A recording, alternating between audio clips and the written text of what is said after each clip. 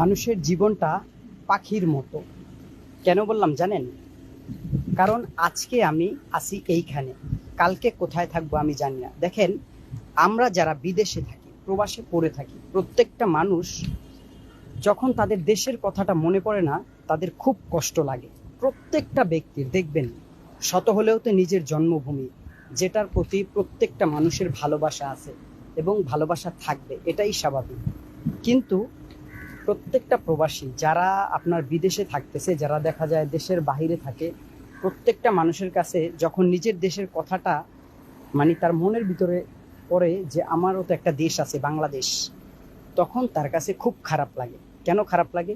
সেখানে পড়ে আছে তাদের সব আত্মীয় স্বজন, বাবা মা বোন, যারাই আছে, ভাই, প্রত্যেকটা মানুষ পড়ে আছে।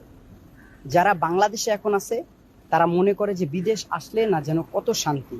আপনি যখন প্রবাসী হবেন তখন বুঝতে পারবেন আসলে নিজের দেশটা কি, আর নিজের দেশের প্রতি ভালোবাসা এবং শ্রদ্ধা এবং নিজের দেশের থাকার যে একটা মজা বা নিজের দেশে না থাকার যে একটা কষ্ট, এটা তখনই বুঝতে পারবেন। প্রত্যেকটা প্রবাসীর কাছে আপনারা জিজ্ঞেস করবেন যে তারা বিদেশে কেমন আছে, দেখবেন সবাই বলবে নিজের দেশ তো নিজের দেশই, সেখানের মতন আর শান্তি নেই। আপনি যদি না খেয়েও থাকেন নিজের দেশে, আপনার কাছে শান্তি লাগবে, কারণ আপনি নিজের দেশে আছেন।